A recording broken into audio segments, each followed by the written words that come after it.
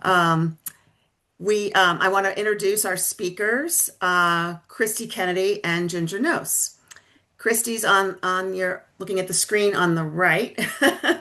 She brings over 20 years of experience in the senior living industry. She spent a decade as a senior leader for one of the top five senior living organizations.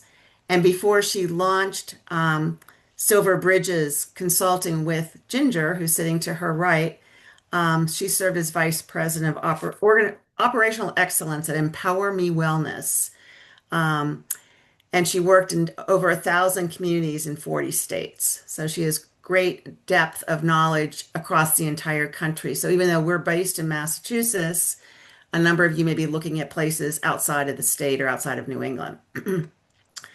Ginger Nose is her partner with Silver Bridges. She brings 25 years of experience, both professionally as well as personally, because she was a long distance caregiver for her mother who had memory impairment.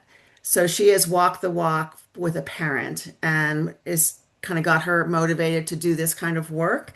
Their goal is to help you find the right senior living community for yourself or a loved one. And they also have a lot of their unique perspectives from their own work and her personal perspective and deep empathy, because this is a really can be a very challenging time in people's lives. So they're going to get started in just a moment. We ask that if you have questions, you put your questions in the chat box. All right. And as they're going to monitor the chat box. So if you have a question, a burning question, put it in there. And if they will stop and they answer your question. There may be some questions that are very specific to your own situation that they probably will not answer on this webinar today, but that we can follow up with you. They can follow up or you, whatever. So with that said, we welcome Ginger and Christy, and thank you everybody for coming today. Great. Thank you, Janet and team. We really appreciate the opportunity to have this conversation with you all today. As you probably know, if you've looked at this or for either yourselves or for a loved one, it's a complex, complicated world, unfortunately, with senior living. We're going to talk a little bit, a lot in more detail. And as Janet said, there's a lot of information today. So certainly please leverage that chat and we'll incorporate this into what we talk about today. Shall we kick it off? Let's do it. All right, rock and roll. Let's see. And let me share it here.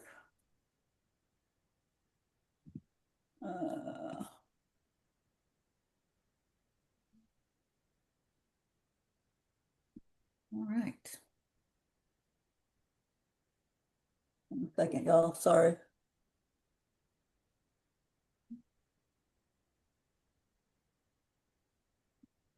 There we go. Okay. Making sure we had it in Making slideshow sure, mode. yeah, sorry about that, y'all. Everybody should see in 1 second. We don't see it yet. Yep, So going right now. ah, How about that? Yep, Yes. I see it. Awesome. Thank you all. Thank you for your patience. Okay, you want to kick her? Let's do it. All right, go ahead.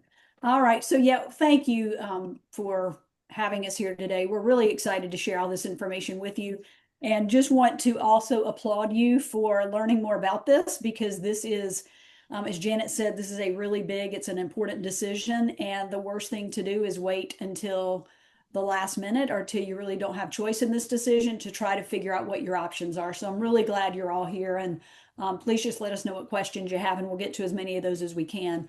So just a little bit about us before we kick this off. As Janet mentioned, over 20 years of experience in this industry. So lots of time working in this field and understanding the different models that are available to folks. We are really a concierge consulting firm. We spend about 45 hours with every family that we help. So we're very hands-on, very high touch. We have a process that is developed to support you end to end. So not just in identifying communities, but also in helping you, move into the community and figure out everything that you need to do in order to get yourself there. So our goal is ultimately to educate and empower our clients with the information that they need to make the most informed decision, either for themselves or for a loved one. We're going to start out today, and I want to provide you with an overview of senior living and really what is happening in this space. So, this industry is exploding, as you probably see in your market when you're driving around and seeing new communities that are being built. As of today, there are about 30,600 senior living communities across the United States. Those are broken down into two subsets. They're rental communities and they're what are called CCRC, or life plan communities. CCRC and life plan communities make up about 2,200 of that total number. The rest of those are what are called rental communities. So we're going to talk about both of those today and what the differences are. By the year 2030, 1 in 6 people in the world are going to be over the age of 60. So what's happening in the United States is also happening globally. It isn't just happening here. And then by 2034, older adults are actually projected to outnumber those folks 18 and under for the first time in US history. I read something recently that said that starting the end of 2025 and going through the end of 2027, 12,000 people a day are turning 65. So we really do have quite the shift that's happening. There are over about 250 senior living communities. If you put a pin in the center of Boston and you drew a circle around it that was 30 miles in circumference, there are about 250 senior living communities that fall into that catchment area. So we always tell people the good news is if you live in a major metropolitan market, you have a lot of options. And the bad news is you have a lot of options. So that can make it more confusing, more overwhelming. And it's really finding the right community that meets your budget, your geography, and your wants and your needs can be a challenging proposition. Now, the types of senior living options we're going to cover today, we're going to spend some time on what are called life plan communities. These are also the same thing as a CCRC, or a continuing care retirement community. Those names are used interchangeably. CCRC is what they used to be called. Life plan is sort of the new age term of what they're being called now. Those communities are large campuses. These are the largest of the offerings. And on those campuses, they're going to have separate buildings. They're going to have buildings for independent living, buildings for assisted living and memory care, and then they typically have a separate building for skilled nursing. So this is the largest of all the options, with about anywhere from about 450 people to about 2,500 residents that live in a CCRC type campus. The other option we're going to spend some time on is what are called rental communities. And these are, as I mentioned earlier, much more prevalent. There are many more of these in the market than there are the life plan communities. As far as care and so forth, you're going to see a lot of similarities. We are going to talk about what the differences are because there are some very distinct differences as well. Now, rental communities can be built so that they offer independent living, assisted living, and memory care. You may have a rental community that only offers assisted living and memory care. Or you may have what is called a standalone memory care community, where that is all they do. And they usually segment residents from early stage, mid stage, to late stage of the disease process. Then the other option that falls under this rental communities is what are called group homes. And these are residential homes that have either been purpose-built or retrofit to be able to take care of older adults. By state licensure, they're only allowed to have a maximum of 8 residents in the community. So the group homes usually take on the personality of the residents living there. But that is another option that I wanted to make you aware of. And then the last piece we're going to spend just a very little bit of time on is skilled nursing and long-term care.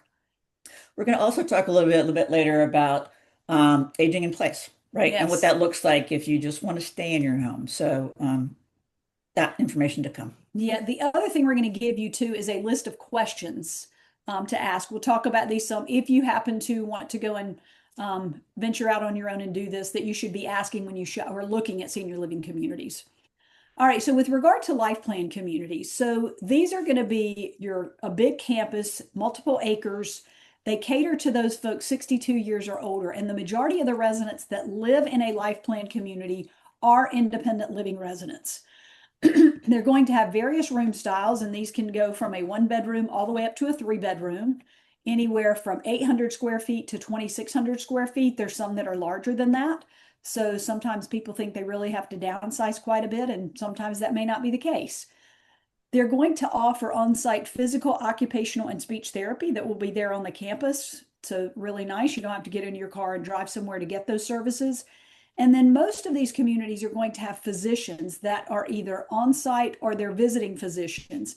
Typically, it's going to be a primary care doctor, and they're often a gerontologist by background. So you'll have that primary care doctor, and then some communities, depending on size and scope, they may have multiple primary care doctors that visit the residents.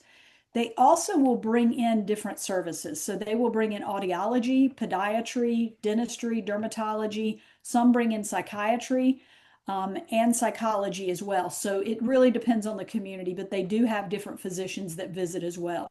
The physicians you're going to want to keep in place. Now, you can keep your own primary care doctor if you choose to.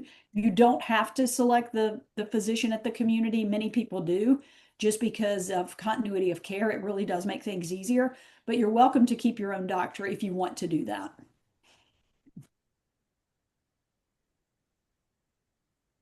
All right. Now, the amenities you're going to see at a life plan community are going to be on a more grand scale. So you may have indoor and outdoor swimming pools. You may see putting greens, pickleball courts, bocce ball. Some will have woodworking shops, pottery studios, things like that. These communities are going to offer at least 5 to 8 activities a day. Sometimes, in many cases, it's more than that, but that's really about the average. And then they're going to have a number of clubs as well. So there was one community we were at recently that had over 150 clubs. So everything from photography to bird watching to learning Spanish. Bocce ball, yes, you name it. They had clubs for it. Most of these communities are pet friendly. They welcome pets. Some are going to have a weight limit, which is going to be 25 to 35 pounds. Others don't have a weight limit at all. So that really is community dependent. And then most of them will provide free transportation within 5 to 10 miles of the community. It really depends on the market area where they are. If it's in downtown Boston, it may only be 5 miles because of traffic and so forth. But sometimes in a little bit, the market's a little further out, it would be up to 10 miles. Now, this model is private pay. So if you were to go into skilled nursing, usually with skilled nursing through your Medicare, the first 20 days would be covered under that. And then you would be paying typically out of pocket for that additional stay unless you had some other kind of insurance. But with this model, there is the way the pricing structure works is there is what is called a one-time entrance fee. That entrance fee is kind of like it's kind of like joining a country club. So it's a one-time fee that you pay to move in, and you're not owning the real estate in most cases. It's like your entry fee, as the name suggests, for you to get into the community. A portion of that money can be refunded to your estate when you move out or if you were to pass away. Now, this entrance fee is going to range anywhere from about $200,000 on the low side up to $5 million on the high side. So that is your entrance fee to get in. The portion of that that's refunded is dependent upon the community. So they typically, sometimes you have an option. You can say, I want to go with 50% or 70%. In many cases, that's predetermined by the community. So the contract you sign will determine how much of that is going to come back to your estate. In addition to having that one-time entrance fee, you're going to have what is called a monthly service fee. And that rate can range anywhere from $3,000 on the low side to $7,500 on the high side. Now, if you had a couple that was moving into a life plan community, you would pay the entrance fee. There's typically a much smaller entrance fee for that second person. It could be anywhere between 50, sometimes 25, 50, $100,000, depending on what type of community you're moving into. And then there's going to be a second person fee for the monthly charge as well, which is going to average about $1,000 to $2,500 per month. So it would be in addition to that monthly service fee of the $3,750. In these communities, you're going to expect, and this is really true across any senior living community, you're going to expect a cost of living increase. And what we're seeing right now is on average about 5 to 6%. There are some communities that are lower, that are 3 to 4%. It really just depends on that community and that market area. During COVID, we saw these substantially higher at 12 to 15%. So the good news is they have come down. But that is something that you would want to factor into your decision. And then there are different types of contracts that are offered. So this is another part of what makes this decision confusing is not all communities offer all types. Many communities have just one type of contract. So it really is important to understand the type of contract that you're signing and what the nuances of that are. There is a type A, a type B, a type C, and then there are equity and co-op models where it is a real estate purchase where you are actually buying the real estate for independent living. And then should you move to assisted living or memory care, you're selling that real estate. So lots of different options within this choice. One question that I think Yes. is relevant to this part of the discussion is the question being, are you correct that CCRCs do not accept Medicaid? That is correct, unless you're in skilled nursing. The other thing, if you were to get therapy services, if you needed therapy services, that's going to be covered under your Medicare Part B for occupational, physical, or speech therapy, just as it would if you were living at your own home. Right. Now, included in that base monthly rate we talked about, that's $3,000 to $7,500 a month, there's going to be some kind of meal plan that's offered. Most communities, on average, it's going to equate to about 20 to 30 meals per month. Some communities use a point system, some have a dollar amount. It really just depends, but it averages out to about 20 to 30 meals per month that you would have access to. Most people use that meal for dinner because it's the much more social meal. Many of the communities are going to provide housekeeping on a biweekly basis where they'll come in and vacuum mops, be your housekeeper. And they will also, many will do flat linen. So towels and sheets, they will do those as well. But of course, that's community dependent. And then if you were to move to memory care or assisted living, this is going to be true across any community in the United States where you move. This is state regulation. So all assisted living and memory care communities are required by law to provide 3 meals a day, daily housekeeping where they come in and take out the trash, make up the bed, weekly house cleaning. They're going to do laundry. Typically, it's once a week. You can get that more often, but there's often a fee associated with that. And then it would include access to all the activities as well as the scheduled transportation. So those are the things that are going to be included in assisted living and memory care across the board. That's true in a life plan community. It's going to be true in rental communities. Now, the one thing I do want to point out to you is how senior living is regulated. So it's a little bit different than skilled nursing. So the world of skilled nursing is regulated by the Center for Medicare. They actually go in and inspect these communities and use a 5-star rating system to determine how well this community is doing on, or this facility is doing on different metrics. That is all public knowledge. So if you're looking or in need of a skilled nursing, it's a great idea to go onto the Medicare.gov site. And I think it's called Connect is the program that allows you, the link you click that allows you to see the star ratings for skilled nursing. Assisted living and senior living is different. So senior living is all regulated by state. So it's state dependent based off of the state regulations and also who the certifying or the governing body is. In many states, it's the Department of Health or the Department of Social Services. So in the world of senior living, if you live in independent living in a life plan community, that independent living is inspected by the Bureau of Insurance for that state. And what that means essentially with the life plan community is they come in about once every 3 years. They look at the financial viability of the organization. They make sure things are operating as they should, and there are no red flags. The assisted living and the memory care portion, and then on the rental side, the independent assisted and memory care portion are all regulated by the Department of Health or Department of Social Services or something, some version of that.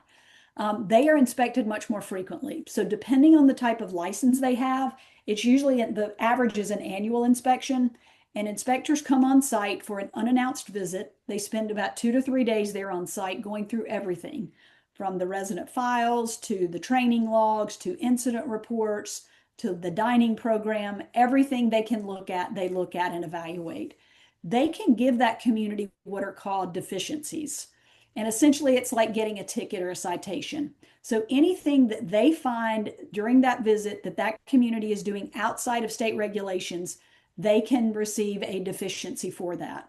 Now, deficiencies are not all bad. They can run the gambit. So you may have a deficiency that is because they were going through resident paperwork and they noticed that a resident forgot to sign a fire escape form. They could get dinged for that. Or you could look at the licensure information and find that this community was given a deficiency because they had errors in giving a resident specific medication that was required at really definitive times. So it's important. This is public knowledge. You can go on and find how senior living communities did on their last state surveys. I will tell you, it is not easy to find often. You have to know who the certifying body is and where to look. And then once you find it, sometimes it's written, depending on what the deficiencies are, it can be very medical terminology, or it can be just very senior living nomenclature. So, but important to look at that and just make sure that there are no red flags for you to be aware of if you're considering senior living options. That's something we do on behalf of our clients, but we always encourage folks, if they're not working with us, to please make sure that they look at that. Great. We're going to pivot now. Okay, let's do it. All right, we are going to now talk about rental communities. So within senior living, you've got two options. You've got the CCRC life plan option, and you've got rental communities. So you're going to see a lot of similarities with these. Now, rental communities can be independent living, assisted living, and memory care. The one thing they are not going to have is skilled nursing. So by definition, rental communities do not typically offer skilled nursing. That is not necessarily a bad thing. Many of the, I shouldn't say many, but there are some that are attached, skilled nursing that is attached to a CCRC, and they may not have the best rating.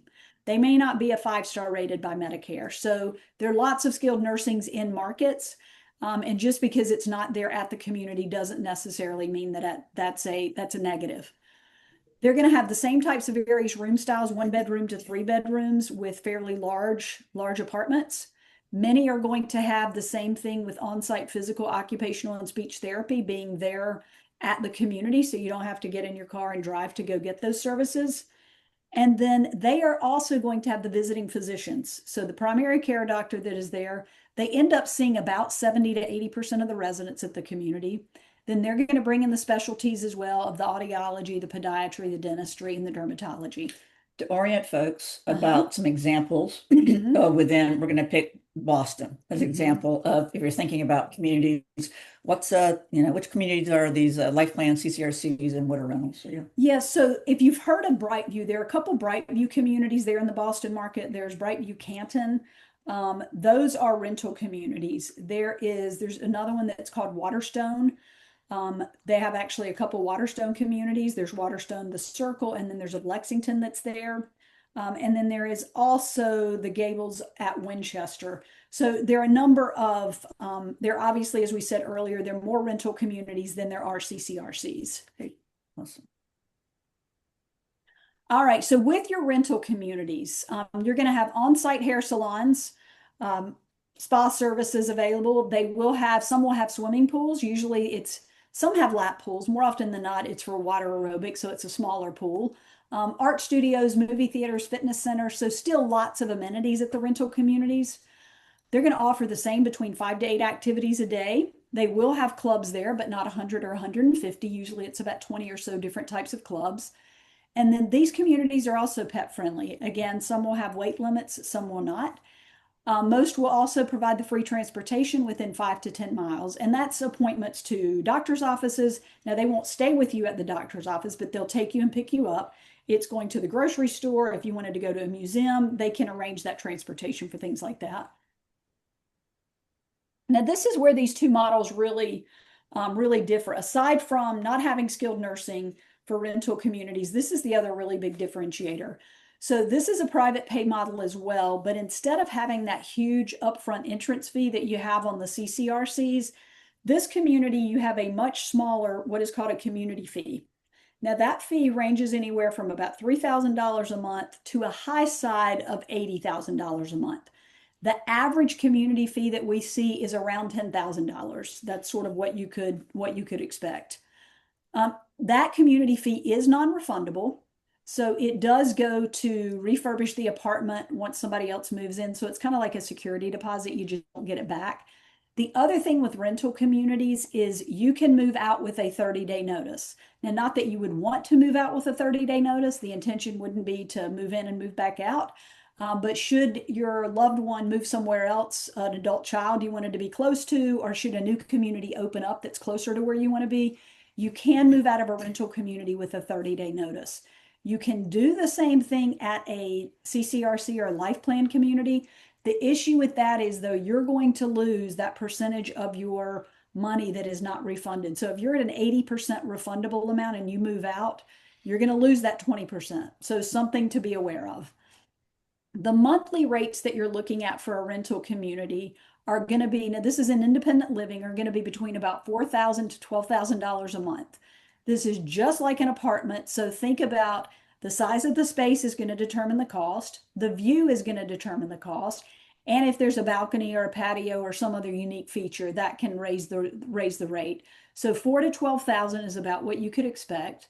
There is a second person fee. So if a couple is moving in, you only pay one community fee. That's not a per person fee. That's one per apartment. And then the second person fee is going to be an additional 1,000 to 2,500 a month for that second. You're going to expect same kind of thing here, the 5 to 6% annual cost of living increase depending on the community. And you can actually ask communities, what is your rate increase been over the last 3 years, just to get a gauge of sort of what you might be looking at. Now, in assisted living and memory care, if you are in a CCRC and you move to assisted living and memory care, or if you're in a rental community, you start out in independent and you move to assisted living or memory care, this is when you could start to incur what are called care charges. So care charges are applied when folks need help with what are called your activities of daily living. You may have heard the acronym ADLs. So what that stands for, or what that means essentially, is bathing, dressing, grooming, toileting, and meals. Those are activities of daily living. So if folks need help with those, that's when the care charges would come into play. Communities vary greatly on how many care levels they have. They may have 3 or 4, they may have 8 or 10. The way the care level is determined is the nurse at that community will do an assessment 30 days prior to a resident moving in. That assessment will determine how much care they need, and then they will reassess after another 30 days to make sure that they have that right. And then that can be readjusted whenever there's any kind of change of condition or hospitalization. So that's how care levels work. You may also have an additional fee that is a medication management charge. Sometimes what you'll see is communities will actually bundle. They'll have one rate that is care plus medications, or sometimes they pull those rates apart and you have one care charge, one medication management charge. Medication management is based off of how many medications you take and how complex those medications are. In order to give yourself your own medications in an assisted living environment, you have to be able to answer 4 questions when that nurse does the assessment. The questions are, what is the medication I take? How often do I take it? What do I take it for? What's the diagnosis I'm taking this for? And what happens if I miss a dose? If you can answer all 4 of those questions, you can continue to give yourself your own medication. If not, you go on the community's medication management program where they will take care of your medications. They will take care of the refills. They will come to your apartment at the designated time when those are prescribed to make sure you're getting them on time and in the right dose. And then the last piece is the continence management program that communities have for folks that may be incontinent. Included in that base fee in a rental community, your independent living is going to usually include about 1 to 2 meals a day. Typically it's breakfast and dinner, or a continental breakfast and dinner. Many are going to offer the biweekly housekeeping as well as the flat linen service with sheets and towels. In assisted living, as we talked about before, across the board, all assisted living and memory care communities, the 3 meals a day, daily housekeeping, weekly house cleaning, trash removal, laundry, and activities, all are going to be included. Many are also, almost all of them are going to include your utilities. Some will include basic cable, and if you want premium channels, you would pay for those. But it's important to ask what other additional charges you may incur. Things like the hair salon would be additional, or if there was a performance that the residents went to and there was a price of a ticket, sometimes that's passed on to the resident too. So the important things to ask. One thing to make you aware of with rental communities is they offer a program that many people don't know about. It's called a short-term stay or a respite stay.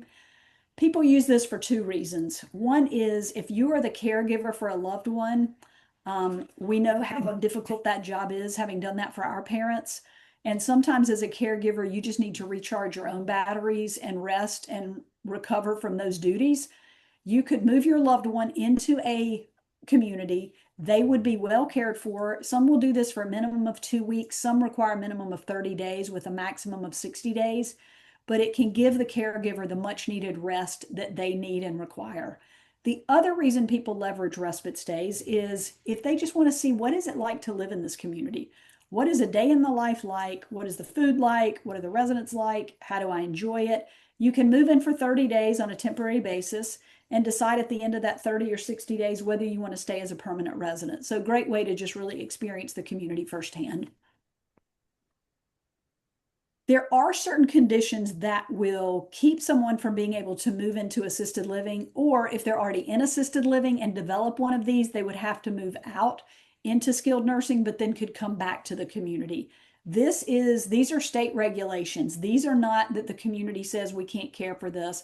This is based off of state regulations. So ventilator dependency, skin wounds that are a stage 3 or stage 4, meaning they're the more severe, intravenous IVs, or feeding tubes. All 4 of those conditions have to be handled in a skilled nursing setting. But other than that, senior living in most cases can take care of a very high level of need. Not all communities can do the highest level of care, which is called a 2-person assist or 2-person transfer. That is when you need 2 staff people to help a resident transfer from a bed to a chair or from a chair to a shower. Some communities don't offer that level of care. So it's also important to ask, and you'll see this in the questions that we're going to send you, is what may happen to me that would cause me to have to move out? You want to really find that out up front. Awesome. About memory care. Yeah, so we get a lot of questions about memory care because there are a lot of misconceptions around this. Many people think that if you have a diagnosis of mild cognitive impairment or a diagnosis of dementia, that you need to live in a memory care setting. That is not true. Now, memory care can be housed in an assisted living community. It's usually a separate floor or a separate wing, or it could be a standalone community that is only memory care. But this is an environment that is secure. So there is a keypad that people have to punch a code to enter and exit. It also requires a physician's signature to say that this is the appropriate environment for this person. People typically move into memory care for one of 3 reasons. Usually it's because they are wandering and they are at risk of trying to exit that building and putting themselves in harm's way, especially if that community is on a busy street. That would be the first reason. The second reason, if they were to develop what are called repetitive behaviors. Sometimes with memory impairment, people will start doing things over and over and over again. It could be vocalizations. It could be a tapping, constantly tapping on things. Many different types of things that manifest with that disease. So those require more redirection from staff and can be better handled in a memory care setting. And the third reason is if the resident just became overwhelmed. They can move into assisted living and do fine. And then as the disease starts to progress, they may begin to become more reclusive and withdrawn and not really participating as much. So important thing to remember here is just because someone has a diagnosis of dementia or mild cognitive impairment doesn't mean they need to be in memory care. There are lots and lots of folks that live in assisted living that are pleasantly confused. And that is the norm. Some communities have what's called a bridge program. Do you want to talk about this just briefly? Yeah, so my mom had early stage dementia, was in what's called a bridge program after my father passed away and needing to move my mom here to the local area. Found a program that had this what's called a bridge program, which essentially means if you have early stage dementia of any type, okay, bridge programs are programs that are built to help maintain a level of cognitive health. So in other words, to stave off that decline that you see. And that includes activities that are mentally stimulating. Of course, there's nutrition, there's, medication, all these things that fall into that, social engagement. And it was interesting because when my father was doing his best to take care of mom, we saw her declining quite quickly. However, when we moved her to a community with this kind of program, it was like pouring water on a wilted flower. I mean, she just came alive. Where she wasn't very conversant with my dad. And when I moved her to this community, I asked her one day, Mom, 30 days after she left, I said, how are you doing? Right? Are you like it? And she says, I'm living my best life. So of course, I said, I hope my dad doesn't hear that. But it was amazing to see. So bridge programs, really, really nice programs for folks with early stage dementia. Absolutely. Yeah, and they're not offered at a lot of communities, Yeah. but if you have a loved one that has early stage dementia, they can really be a great way to, as Ginger said, help slow down that decline. Right. All right, with skilled nursing, just real briefly on this. So, if you're thinking about skilled nursing, this is now referred to also as long-term care. Two types of care that are offered in a skilled nursing setting. There are short-term stays for those folks that have been in the hospital, they may have had a surgery, may have had an illness, and they need more time to recover before they can go back to their home, whatever home is. Then there are beds, a certain number of beds in most skilled nursings that are marked for long-term care. And that is for folks who really have much more complex, comprehensive, chronic health needs that need that type of long-term care setting. So, as I mentioned before, Medicare is going to typically cover about the first 20 days in a skilled nursing setting. Now, if someone were staying longer and had to private pay, the average cost nationwide that you're looking at on a semi-private room in a skilled nursing setting is about $8,500 a month. The average rate for a private room is about $10,000 a month that you would be paying in that skilled nursing environment. So think about things this way, right? When it comes to you have your continuing care communities, the life plan communities. You also have rental communities. Some folks say, well, it's a rental. Is it really that good? Absolutely, it is, right? It's Yeah. just a different financial model. And Mhm. you can get that same continuum of care, whether it be from independent to assisted living Yeah. to memory care, et cetera, at a rental versus at a continuing care retirement community. One big difference, however, is that most of these life plan or CCRCs are built so that you move into an independent living. Mhm. Okay. Their heavy investment is independent living. And that then you can move to assisted, to memory care, et cetera. And they do not allow folks to come in unless they are independent, if that makes sense. There are some that will allow people to come in at assisted or memory care, but that's the exception. That's not the rule. So if you're thinking about being in one of these life plan communities, it's get in while you're healthy, okay, so that you contain that continuum of care. They also typically are quite full and Yeah. with waiting lists. Sometimes we've seen minimum of a year. We searching for clients usually about 3 years plus. Yeah. So you want to make sure you're on that kind of waiting list. With rental communities, Mhm. you can come in and independent, you can come in and assisted in memory care. So there is not that criteria as terms of where you actually come into the community. Okay. All right. Um, or average question was, are these average nationwide or for specific region? These averages that you see here are Metro Bay. So in the Mhm. whether you're in major markets throughout the country, this is what we've seen. It's not a quote unquote just national average. This is what we've seen.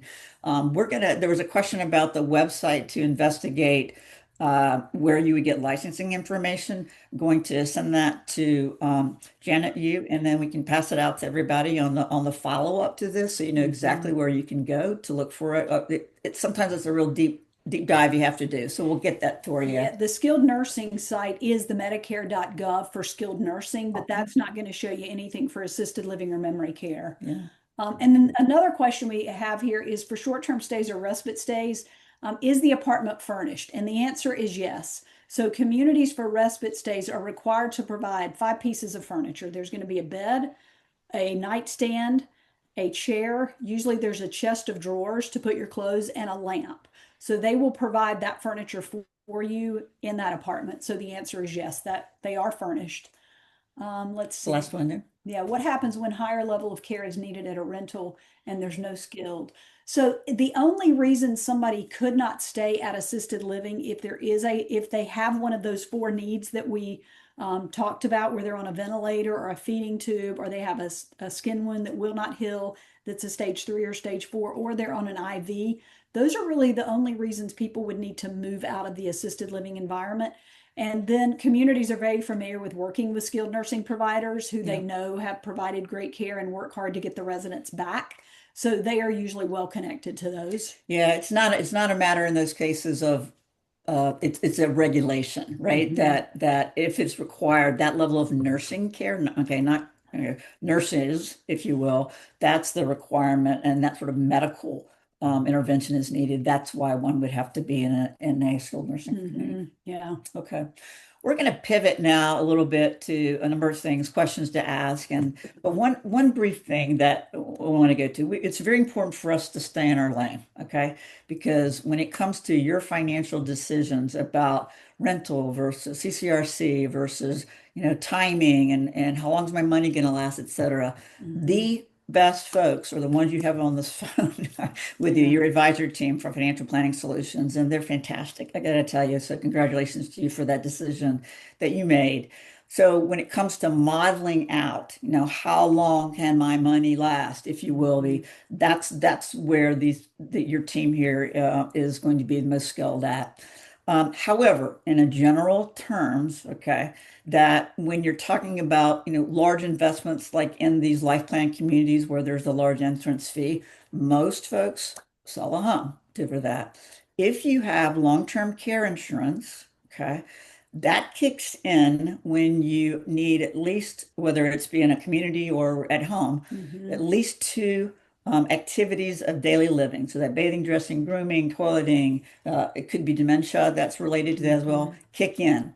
If you're in a community, they're very used to working with long-term care providers. So they will help provide the documentation that you need to get reimbursed, okay, for those expenses. So just know that. Of course, your investments, your Social Security, there is a veterans benefit. I'm not going to go over it through it today, but called aid and attendance with if you are a veteran or a spouse of a veteran during wartime, that can help at least subsidize care, which is great.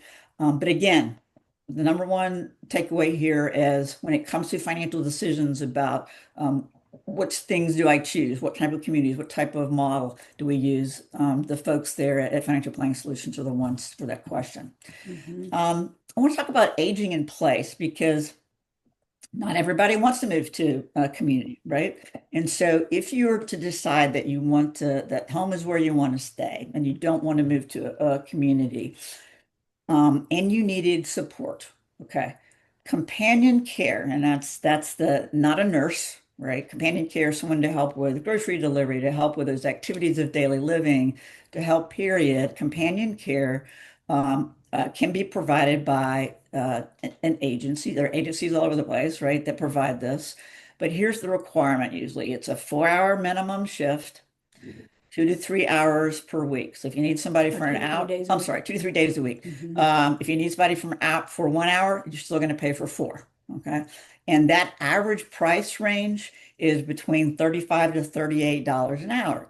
So if you were looking at sort of that criteria of strictly financially speaking, when does it make sense to that where companion care that I'm bringing in my home becomes more expensive than it would cost me to be at a community. And that's usually about 20 hours a week or so, depending if it's overnight, depending on a lot of things. But just know if it's in-home support that you need, that's about the average prices. If you need medical care, so those skin wounds, those IVs, anything that requires a nurse or nurse practitioner, that's $80 to $90 an hour. Yeah. Now, one thing I want to share real quick about a question somebody had here. So if you are in independent living, you can bring in that companion care. If you want to stay in independent living, many communities will allow you to bring in care where you're private paying for that to age in place in your independent living apartment. So that is certainly another option as well. Awesome. Thank you for the question there. Yeah.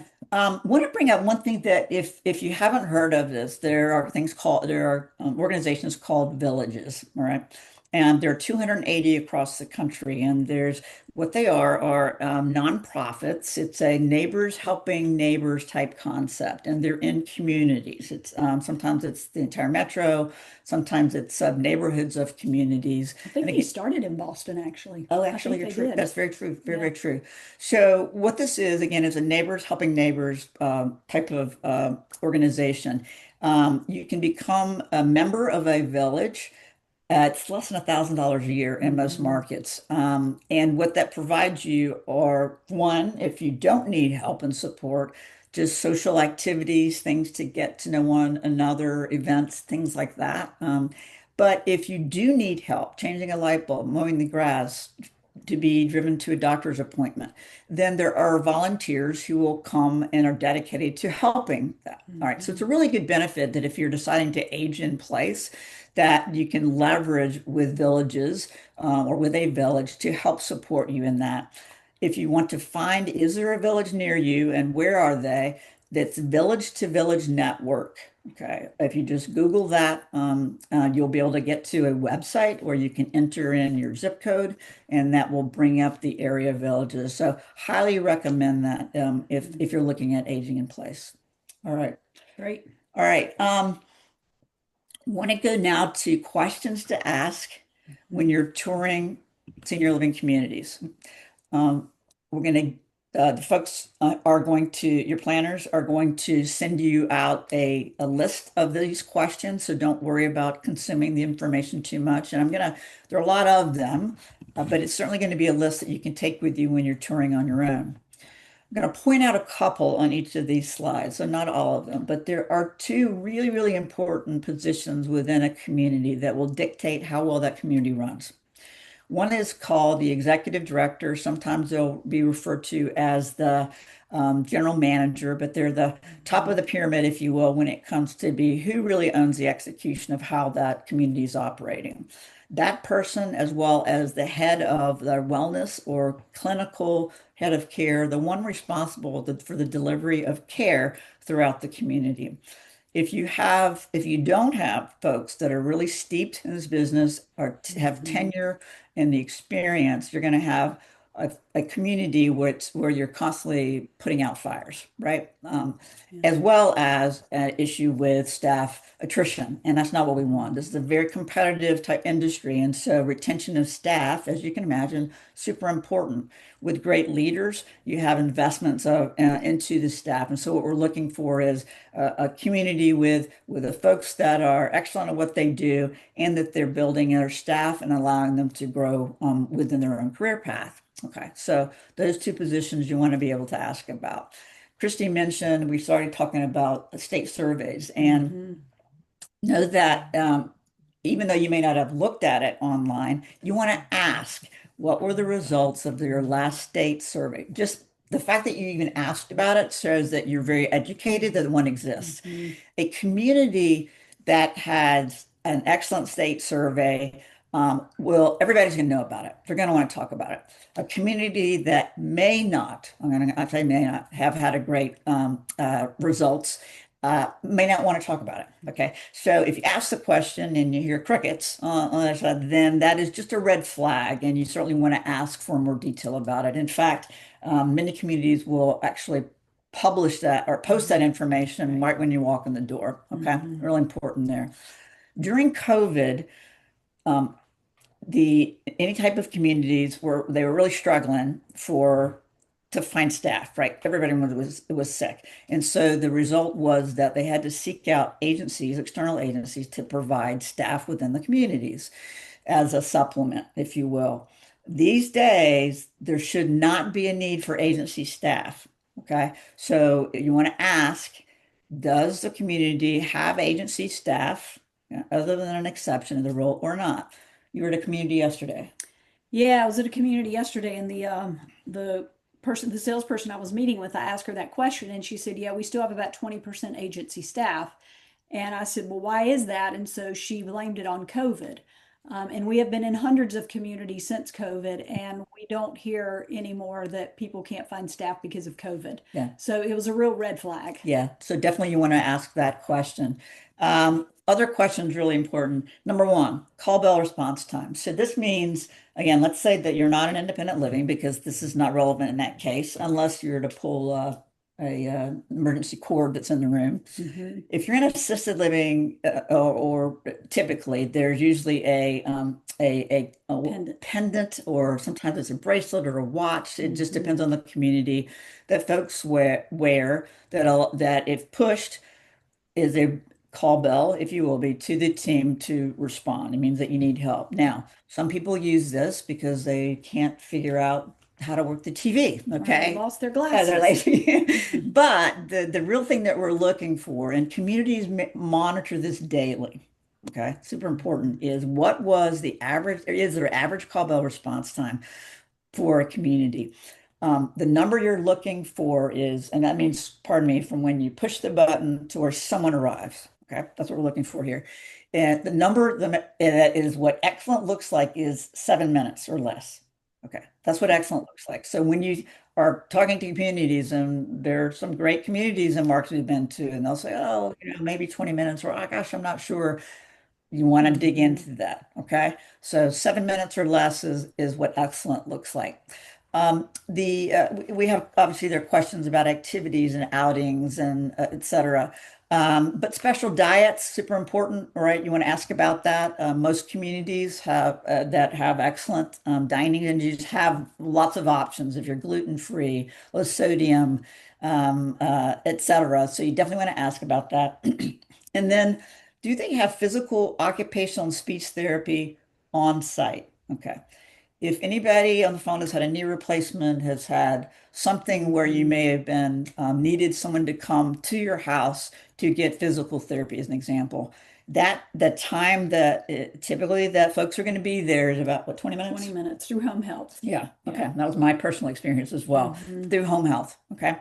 When you have physical therapy on site, even though it may be managed by an outside organization, and it typically is, you get a full hour. All Mhm. right. So having it on site versus a home health provider coming in is much better. Plus, it's Mhm. easier, right? It's easier for you to take advantage of that. Super important.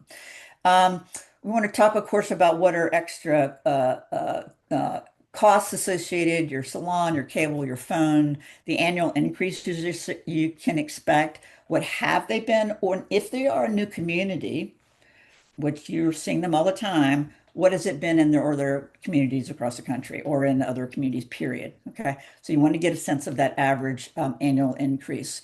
Um, Most folks don't know that senior living can be negotiated. Okay, what does that mean? And the caveat to that is, pardon me, if a community has a waiting list, all right, there are not going to be any concessions that you can get. That's just not going to happen. Right. However, most rental communities, or many, I should say, um, don't have, because there's more of them, it's a more competitive market, don't have waiting lists. Right. And so there are opportunities for you to get special price incentives, free months, community fees waived, Rate lock. rate locks, et Mhm. cetera. Now, when we're working with clients, that is one thing that we do is negotiate on behalf, and I promise you that there are ways to do this. So, but the minimum thing I would do is I ask about any specials or pricing promotions that are available at those communities. Okay. Disclosure agreements vary by state in terms of what this is an actual document that has information about the management company and the ownership group of communities. It has information about their financial based everything that has to do with financials, leadership, average rate increases, costs associated for whatever level of things that aren't included monthly, et cetera. So ask if they have a disclosure agreement or some kind of document that Mhm. contains that sort of information. That's always a good thing to ask. Yeah. Okay. Yep. Okay. Now we're going to go into a little bit because we want to just give you a sense of what we do. And certainly you can do this on your own. And we want to make sure that you're walking away at least with this information. And yes, we'll provide the slide deck after the session as well for you, armed with what does this look like, what I should be expecting. If you are to leverage us or want to consider leveraging us, and we just wanted to give you a highlight of how we operate. One is that sorry about that. Uh, Here we go. So if you just want to talk about it, there's no charge, right? If you want to call, talk about what's going on, either with a loved one, a parent, you in this case, paint the picture of what your needs are, and ask for input, free consultation. Okay, we can talk to you about anything. If you decided that you wanted to engage us, we have purposely built our model, and this is in any market anywhere in the country, that we're going to start with a comprehensive needs analysis. We want to understand your want to haves, nice to haves, like to haves, if you will, those needs, those preferences. Some folks will say, I want a community that's more bucolic versus urban. Mhm. I want to make sure there are, really large apartments that are available for me. Where are they, et cetera. Budget requirements, geographies. We often get that where we have um, older adults that want to move closer to their children. Okay, so what is the geography that we should be looking at? And sometimes for us, it's multiple geographies. We do that often as well. When you engage us, and we do this needs analysis, we'll then go and research two ways. One is we'll do research on our end. We can pull up a lot of that, obviously, through the internet. But then we're going to be in market to take what we're going to see. We talked about Boston, right? And you have 200 plus communities. Mhm. We're going to, from our end, bring that down to about 10 that we go and look at. Okay. We're reviewing that because we need to be in communities for us to fully be able to come back to you with recommendations in terms of the ideal communities that meet your wish list and your needs. Okay. We're also going to make sure they're operationally sound, the state surveys, all of the things, retention, all the things that we talked about as well. We're going to kind of come back to you with a recommendations report. This report is going to say, here are the communities we looked at, here are the ones that we selected and why. In 100% of the cases that the communities that we're recommending, folks have selected from there. If you want more than we're providing, and we depending upon your needs, that could be 3 to 4, it could be 5 to 6 communities that we break it. Too many is not good, okay? And you're leveraging us to be your experts to find the right fit. We're going to also share with you everything about those communities, the things we've talked about here today, floor plans, et cetera. And we're going to provide you with pricing both at the individual and independent living, assisted living, as well as memory care, so that you can then go back to your financial planner and say, here's what we have. Can you model this out for me? Okay. We're going to tour and set up tours. We're going to be with you back in market for those. We're going to negotiate on your behalf, as you talked about. We're going to be involved in helping you with, okay, now I pick my community. What do I do with my stuff? Who are the folks in markets that can help with those? You need an elder law attorney, you need whatever your needs are that we can help find those resource wise. So that's a little bit of how we work. Our fees are, it's $9,500 if you're in the Massachusetts area or looking at places outside of our area. And that's 12 months of our support. We do hourly rates after that. Okay. That's us, but I want to give this last slide and back to you. Your favorite. Yes, it is. So I just feel like this slide really encapsulates everything we've been talking about. So again, please be proactive with this. This is one area of life we don't plan well for. We Yeah. don't plan, we plan for having our kids, we plan for getting married, we plan for weddings. We don't plan for what's going to happen or where do I want to move when I shouldn't be living at home any longer by myself. So please make sure that you have a plan and don't wait for that crisis to happen. So many people say, well, I just hope I'll never need this. That is not really hope is not a strategy. So we want to make sure that we have a plan, because if you don't have a plan, you forfeit having agency in this decision. And it's so important that you actually get to have a say so of where you would want to live this next chapter and being involved in that process. For those folks who want to age in place, the one caveat for that is we would say is please make sure that you surround yourself with community or your loved one with community, because research really shows that isolation is the enemy of the brain. And we need to live in community and be around other folks, not just a caregiver every week. But setting that up is just so important. Many of the life plan communities, as we had mentioned earlier, are going to have a waiting list. Some are 1 to 3 years. So if you want to live in one of those communities, it's important to find out if they do have a waiting list and how much it costs to get on the waiting list. Usually it's $1,000 to a couple $1,000. It's fully refundable. So great idea to do that. And then the last thing I'll share with you is we hear people tell us this every single day, is they say to us, wow, I wish I had done this sooner. And people just don't realize that moving into senior living really can be a next great chapter. And people often find purpose and things that they become involved in they maybe have never done before. It can be a very fulfilling life. So to fear this isn't the old nursing homes of the days gone by and what they used to be, but really can be a wonderful decision. That's awesome. If you need us for anything, here to help. Okay. please reach out to us. We'd love to talk to you for anything, whether you engage us or not, just please reach out. All right, I'm going to stop sharing, and Janet, turn it back to you. All right. Bye. So thank you so much, Christy and Ginger. This was so informative. We really appreciate your time sharing this with our clients today. We will do some follow-up. I know there's a survey that we'd like to have you fill out about the webinar. We also will follow up with the questions to ask. We'll send that out to everyone.